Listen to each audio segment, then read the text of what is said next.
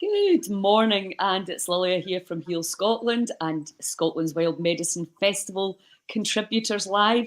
And with me this morning, I've got Heather from Heathery Heights. Hey, Heather, thank you so much for helping with the festival and for taking time to do the podcast. How are you? Yeah, it's great this morning. Thank you, Lydia. And good to see you looking so well. So looking forward to it. Yeah, it's I'm really excited about it. It's going to be immense this year. It's going to be much bigger than it was last year.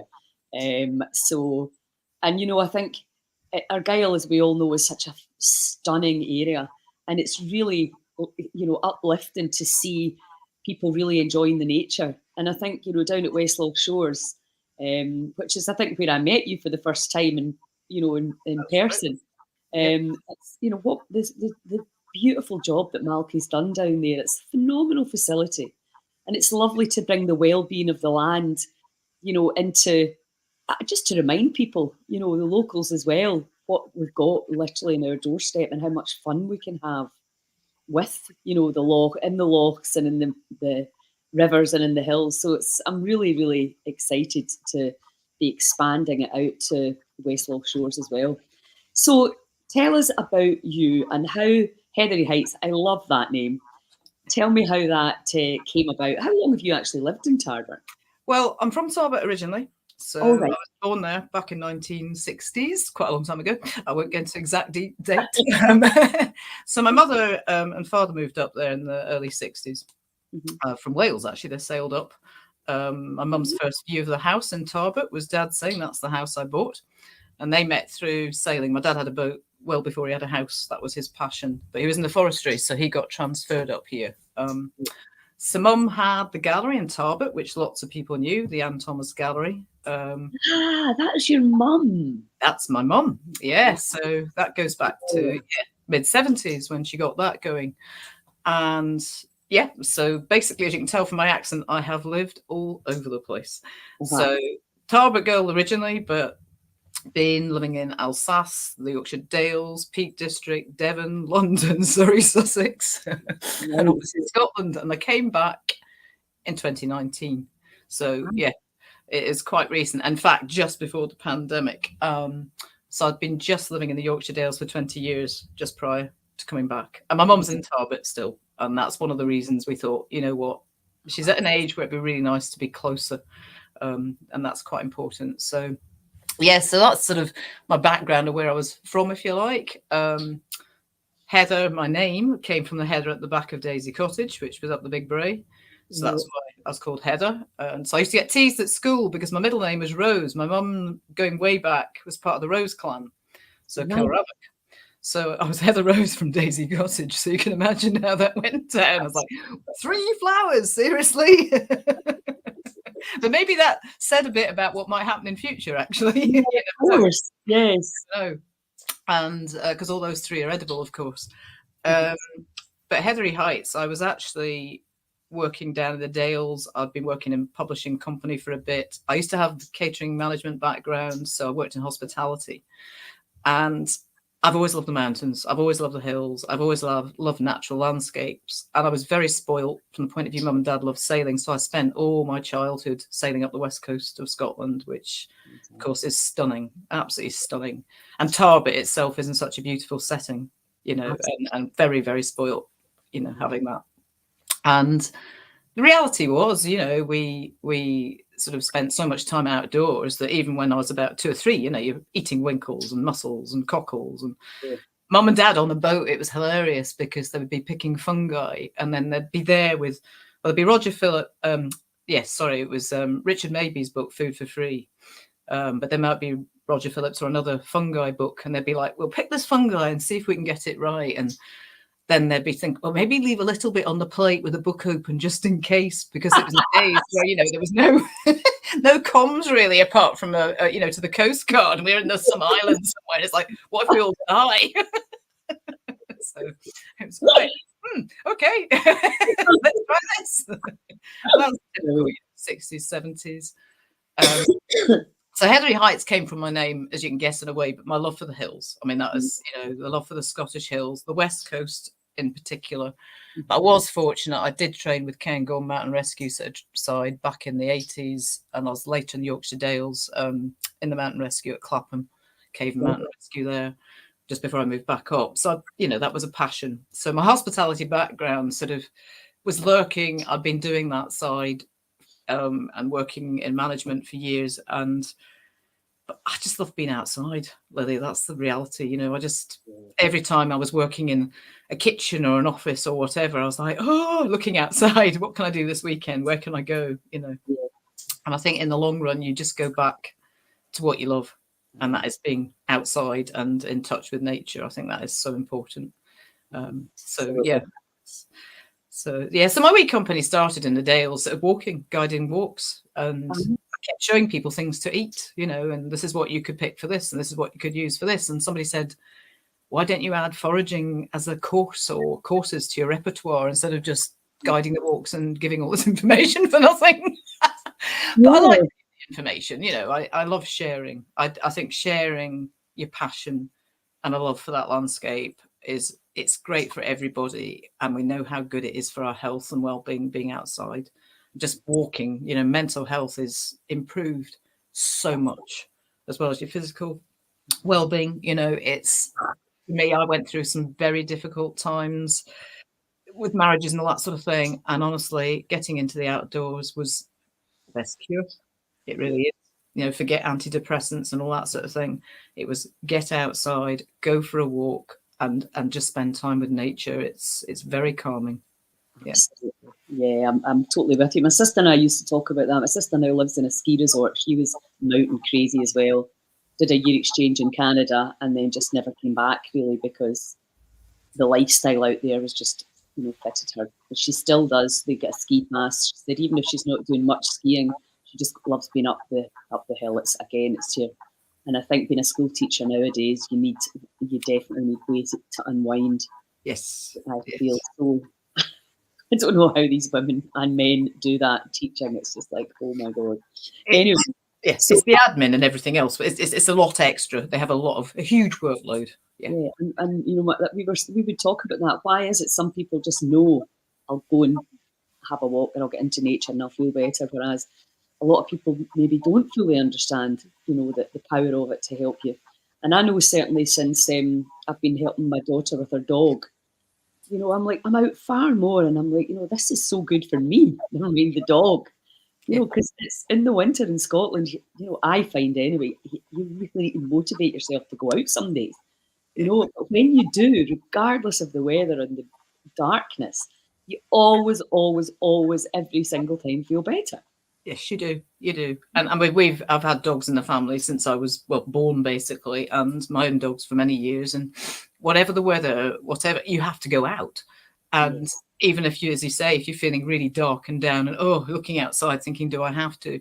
Once you're out there, you just change. I mean, I'm quite often sat even at the computer these days thinking, why am I sat here? But you think, I've got to get on, get on. And you get sucked in doing more work and you just keep going. And you actually feel yourself going flat because you're sat at a computer or doing work, when that actually isn't natural in a way, is it? Because we're not interacting in the same way. Even now we are interacting, but it's not the same as face to face or being outside, is it? So when we're all together outdoors, it's fantastic because you're suddenly sharing that experience, or just sharing that experience with nature and yourself. Yeah, absolutely. And it doesn't need to be even exercise, really, although obviously moving is, we know, it's like you've got to move. But one of our retreats on the last night, and this just happened by sheer luck, it was a beautiful, frosty, starry night up at Barmolach Farm. And we just lit the bonfire and we just sat in the chairs like this, just staring at the stars. And that was the thing everybody on the retreat was raving about. That was an incredible night, and you're just like, wow, how simple it is. Simple things, and it's lovely. I mean, I worked with. They don't do it in Scotland, but when I was down there, we had NCS, which was basically a national curriculum thing for students when they're 15 or 16, when they've just finished GCSEs or same as O grade, and that meant they would have a week in the outdoors doing outdoor activities, a week doing some sort of community service, something like that, and then a week experiencing what it might be like to go to university and having a week somewhere. But that week in the outdoors, most of these children were from inner cities, you know, from Bradford, Leeds, Nottingham, wherever. Some of them had never, ever walked in the outdoor environment other than on pavements and in parks, ever. Yes. And for them, initially, they'd all be messing about and being a bit silly and the usual sort of laddish behaviour that you sometimes get at that age, and you know, at that age. But once they actually started to really experience the outdoors, some of them just sort of thought, wow, do you know, this is amazing, and really appreciated having that time and just connecting with something they didn't even know they could connect with. I think that's the other side of it. But, you know, people can do that in inner cities too if there's a good park. It's just that it's ignored, and those that do experience it, it's fantastic. I think forest schools, you know, that sort of thing, it's really good for youngsters. Absolutely. I mean, in Japan, they recognise that, you know, that's really where all the science of forest bathing came from, because they were like, we need to create these spaces in the cities where people can go and reconnect to nature. And I think because it's free, and we maybe underestimate the incredible power that lies there. And also, you know, the training I'm doing is about how we know that even iodine from the sea is transdermal. You can actually bring it in through the skin. And then obviously there's the colours. The colours having an impact on the body. You know, the sounds, and you know, it's all of it. And the smells. Obviously, I love the smell of the forest. And all of that. Obviously, the phytoncides, the invisible stuff that we're not even understanding that the body's interacting with. We are part of nature, aren't we? And I think for some stupid reason, we've set ourselves apart as if, you know, we're separate from this energy system that is Mother Nature. It's crazy. And now we're at last getting a lot of science to explain why these things are so beneficial. And they're free. You know, as you say, I like from the Heal Scotland perspective to recommend things that everybody can do. And, you know, you know, you can say what you like about the internet and social media, but it allows you to learn a lot of stuff for free if you've got a desire to learn. So it's all there for us now, and it's really just a case of... There is a huge, I mean, the amount of resources that are out there. I mean, yes, I do complain about the computer things, and sometimes because I think, oh, you can end up with too much screen time, which can draw you down. But on the other hand, yes, the resources you can find online are really, really useful. And that can then inspire you to go and do something, and for me, something like koji making or something, you know, I mean, you know, it's like, forget just buying the koji rice. I'm now trying to sort of do it from scratch, and I'm looking into all the Japanese methods, you know, and do I need to go and get myself a cedar tray and so on, you know, because because that's something that we didn't really necessarily do much over here. But we were always brought up with really healthy sort of foods and things. And I think, depending where you're from, but I think because Mum during the war, my grandparents, you know, my granddad used to tap for birch sap and things, and there's things that they used to do during the war, they had to do, which of course you see in other countries now, which was down to needing food for sustenance. And they were lucky to live in the country, so they would pick lots of wild ingredients to add to their food source, but just to make sure they, you know, had enough. And to make it more interesting, you know, when you're on rations, and people in the cities, and sadly, didn't really get that benefit at all. Yes. Yeah, and also, you know, we're understanding the diversity. If we're hunter-gatherers by nature and going out and picking things as we're going along, there would have been a variety of different leaves and flowers, etc., that we'd be eating. So therefore, the microbiome is much more robust because of the diversity, and it's almost like, you know, the monoculture farming and the monoculture eating is doing the body and the mind a huge, huge disservice when we see such rates of disease. So it's fantastic, and it's free. You know, so immunity-wise, and you know, it's fantastic for your immune system. And even if we were born with an issue, whether, you know, you get people that are born with eczema and asthma and all these other things, but a lot of these are relatively kind of modern issues, aren't they? I mean, we've always had disease. We know that there's been all sorts of horrible diseases that really did, you know, smallpox and other things that killed people. But some of these sort of allergies, etc., we seem to be developing more of, because partly central heating and so on, but it will be diet, lack of different nutrients in our diet. There's no doubt about that. And as you say, the microbiome, you know, it's improved dramatically by having variety, and it is variety. Yeah, absolutely. And I think it's pretty sad that we call ourselves a first world country, and in actual fact, real food's far more expensive than the subsidised junk that passes for food in the supermarket. So, a move back to at least being able to go out and forage a few leaves to throw in your salad, because, I think my friend John was saying, feeling better isn't that far away once you start putting good food into your diet. You can feel better in as little as a week to 2 weeks. So I think we make it this, we've got to change so many things. But if you just think, well, start adding in some nice leaves and some flowers that you can eat, and that's going to help. And then you start to get a little bit more energy, and then you can make better choices. So it's just that taking action. So you're going to be at the festival, Yes, doing a full walk. So that's going to be fantastic. And I think we'll start it from out at Malky's. Is that a good place, or would you rather be somewhere else? it works well because you got that woodland walk through, and you can go down to the shore. So it gives you a combination of different habitats, and I think that's really useful. And you've got the conifers as well at the back. So you've got the natural woodland, which includes obviously your hazel, your rowan, and your oak, and so on. But then you've also got the shoreline plants, some of the seaweeds, depending on the tide, but sometimes you do get things like your scurvy grass and so on down on the shoreline. Yes. But then you've also got the conifers, which people don't really think of, and larch and so on, which you could also potentially use. So every tree, pretty much, there's going to be something that you can use it for or find a use for, or there's going to be there's so many spring greens. I mean, that's the other thing. People forget that spring is one of the best times of year for foraging. Everyone thinks of fungi and berries and nuts. Everyone's so set on that autumn is the time to forage. And you think, yeah, that's a different harvest. Yes. This time of year is what we all used to need. That's why you had nettles around every old habitation, was they needed the nettles, the docks and so on for the vitamin C in particular. So the micro nutrients and vitamins and obviously iron and so on. And look at nettles, they're like a superfood. So there's all these other species that have sort of, lots of people know you can have nettle soup and pesto and wild garlic, but how many people actually do it, and how many people realize how nutritious those plants are and how lovely they are in spring? Because some of them are not so good later in the summer, that's for sure. Yes, there's definitely a time where they're not, where they're lighter, aren't they? And then they get bitter later. They build up with tannins and so on. Yeah, my granny used to pick the first nettles and put them in the soup. So she understood. I mean, I eat a lot more nettles now. I love them, and they're everywhere, so they're really easy to get.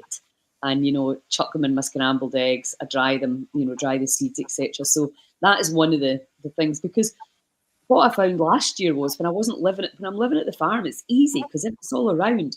But when you're not living right there, you really have to make a conscious, I need to go for a walk to forage stuff, rather than just going out into your garden before you go to the kitchen and getting everything you need. And that was the joy of being at the farm.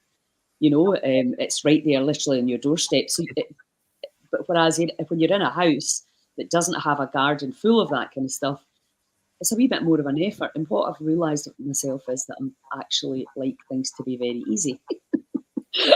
And if it's right there in front of me, even with the cold water, if the cold water's not right there, then sometimes I'm letting it slip. Trying to go for a swim when you've got to go to it is harder than if it's if you can walk out your front door. That's for sure. Yeah. So listen, so that's fantastic. So we'll Kirsten's actually working on the programme today, so that's going to be live very shortly. But tell us about your business, because it's not just forage walks you do. What other things do you do for people that are interested? So, as I say, Heathery Heights kind of came out of my love for walking the hills. I'm very passionate about the hills. I've walked most of the Munros, not quite all of them. I mean, I think being away down south and abroad too long to finish. I need to finish them. That's my own little. You shouldn't have tick lists, but it is. We have our own little personal foibles, don't we? That's one of mine.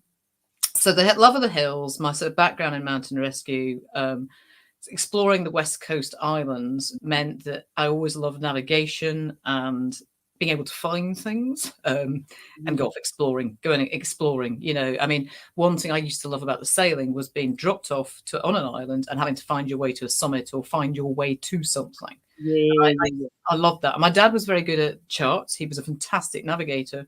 So I Uh-huh. think I loved maps. So I was a Yeah, bit more of a landlubber in a way, because I used to like getting onto the island and then finding places or caves, or especially caves. I was terrible. It's like mum would be like, "Oh, where are you going?" Into this goat nest or something in a cave on Jura, coming out covered in goat muck. But that is sort of where the business sort of stemmed from, was the walking. And my daughter, actually, funny enough, going into rainbows and brownies, I offered outdoor activities, and you have to go down that whole gamut of, you got to become a brownie leader, outdoor leader, mountain leader, camp leader, everything else to be able to take the yes, girls out. yes. And that is actually how I ended up sort of doing it as a volunteer, Uh-huh. whilst I was doing other work, but also being a mum.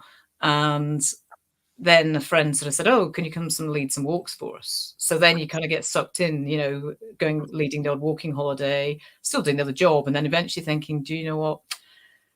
Maybe I need to give more time to this. And I remember trying to ask the people I was working with if I could have split my days a bit more, so I could have more time to do the walking and just a few less days stuck inside, basically. And they said yes, but then the head office said no. She either does the extra day, does all the days for us, or not.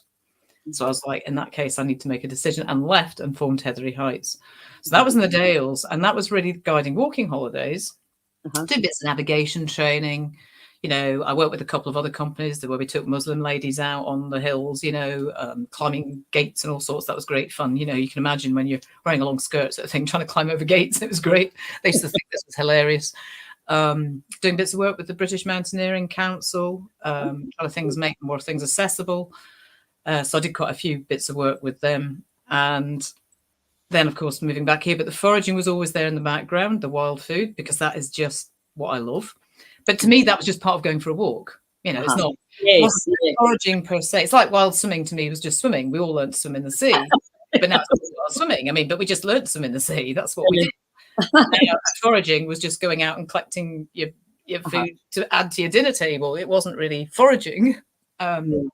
Whereas now, I know we put labels on things and it makes it easier for people, but that is the reality. We're taking people out to learn how to navigate in the hills, so they might actually want to learn those basic skills. A little bit of it's natural navigation. A lot of it's about being able to sort of see. I mean, I think what cartographers did was actually pretty amazing, creating these maps in the first place. Absolutely. So it's really interesting being able to sort of see a map and sort of see how it works with the landscape.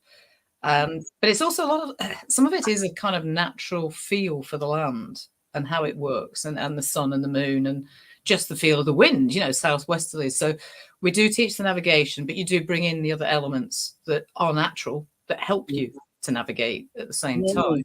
Yes. And then, of course, just walking in the hills, if people want me to take them for walks. The history as well. I love history, geology. I did geology. In fact, I was going to do a geology degree and got a place at King's College.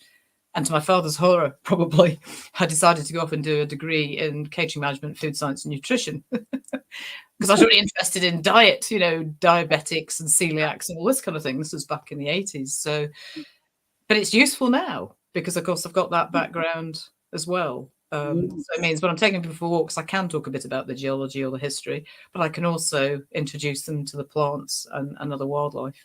So yeah, and that's a bit about me. Because I think, again, when we're talking about diversity, instead of just having one speciality, and a lot of people I've been speaking to, they're combining everything in, because it's the body and nature is so incredible and complex. So it's nice to be able to think about, what is the moon doing? When I lived in Malta, I was very aware of the moon because you saw it every night. In Argyll, you don't see the sun and the moon quite as clearly, especially in the winter. And I remember my friend came here from Arizona, and he said he was lost navigating because he couldn't see the sun. So he was trying to work out where he was, because obviously in Arizona, in the desert there, that's so. Yeah, so that's the lovely that you're getting all of these things together and getting such a beautiful overview. So, for example, so say we were having a girls' trip to Glencoe, and can we kind of rent you to come and take us into the hills? Is that the kind of thing? So I basically cover walking and sort of, easy sort of ridges and so on, scrambly bits, but not serious. So I don't do climbing anymore. I did climb way back a long time ago. I used to do rock climbing, but I decided to stick with the walking and trekking because I enjoy the journey. And so if people want to go up the hills, so Buckleted Beg and things like that, then quite happily take you up there. I would probably not take you up Anachagach because I realise for a lot of people, the confidence roping is something that you would need what they call mountaineering instructor for, because that's just the nature of qualifications these days. In the old days, you just did these things, but this has changed, and that a lot of things have changed. So it would be very much about maybe going out, and if people wanted to go and dip their toes somewhere or go and look at the different species as well. But if you want to go off into the hills as well, that's fantastic. I can take you up into the hills. So yes, I am a mountain leader, so I'm qualified to take people into the hills, and that also means I can take people off backpacking and things. So people think, do you know what? I'd really like to just go off for a long weekend and feel that experience of going somewhere quite remote and just wild camping. Again, wild camping, it's another label I hate to say, but it is not what some people call wild camping, which is literally parking next to the road and putting a tent up. That's not that to me. That's just car camping, and it can be very well done, but it can also be very badly done, as we know from what happened during COVID. So, where people were leaving, stuff everywhere, unsadly. But going off into the hills, really. So I've done 10 walks across Scotland, self-supported backpacks, where you are just taking yourself and your tent and occasionally sending yourself food parcels, but carrying your gear. So if people want to experience that kind of thing, I can do that. And that could be really, really lovely way of experiencing being away from it all. You're never really that far from a road, I hate to say. People often say pretty wild and remote. It is from the point of view, I suppose, of walking in and out. If the weather changes, that's when it gets remote. So you can go up to the Fisher Fields and Fannicks and you can get quite remote. But the weather and the midges.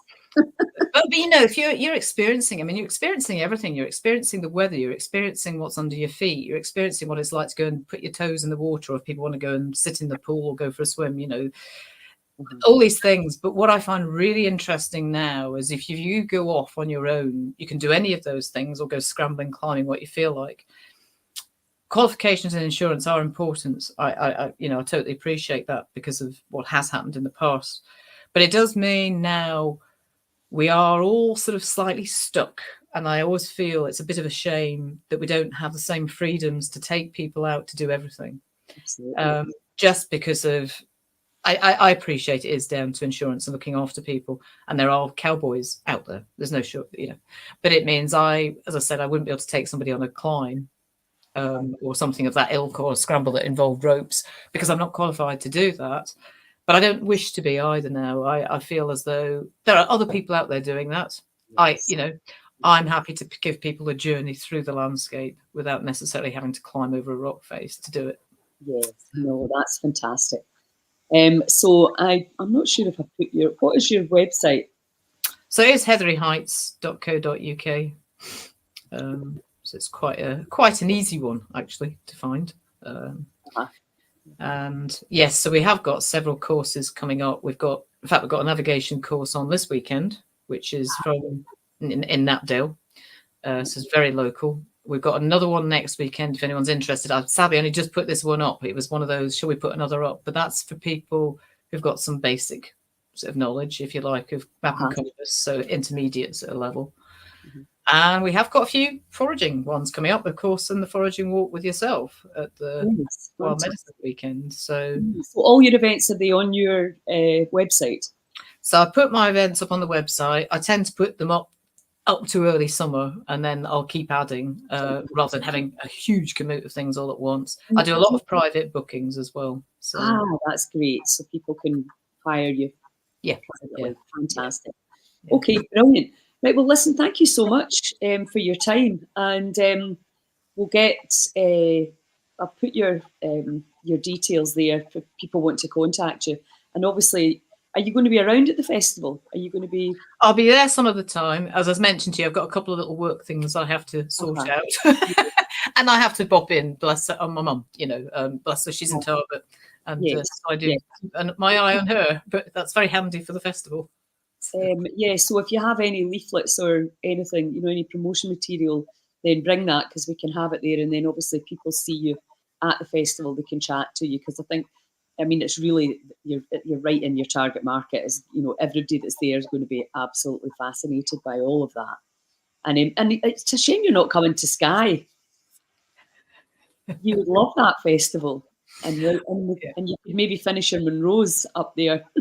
Oh no, Skye is pretty. Yeah, I'm okay there. There's the odd ones scattered around in the most odd places, which I think, how did I miss that? But it's usually because I was walking across Scotland, and I'd planned to do them on one of my walks across Scotland, and then the weather was horrendous. So they're usually ones that are awkward to get at. That I thought, well, when I'm walking across Scotland, it all joins up.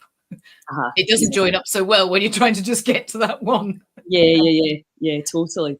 How many is there in Scotland? 282, I think it is. I may have, a lot. It's either 86 or 82. I'm always, do you know, I sometimes go, which way is it now? Because they have sort of gone up and down a couple of times. But yes, I've nearly done them all now, so I haven't got too many to go. Fantastic. I saw a girl had just done them all in 83 days or something like that. I know, incredible. And, it's fantastic to see. And I'm sure she had an amazing journey doing it. I think I'd done about 70 by age 18, thinking, I'll be done in a year or two. And then I went abroad and started trekking in the Himalayas and India and then over to South America because I travelled up through the Americas and so on. So yeah, and that's the other thing with foraging, which I forgot to mention. I love using a lot of our ingredients and native species and so on from this country and combining it with other things that then create really good Asian food because I love Asian food. So yeah, absolutely my favourite. Well, listen, thank you so much. And I look forward to seeing you again at the festival. Yeah, look forward to it. Okay, take care. Bye now. Bye.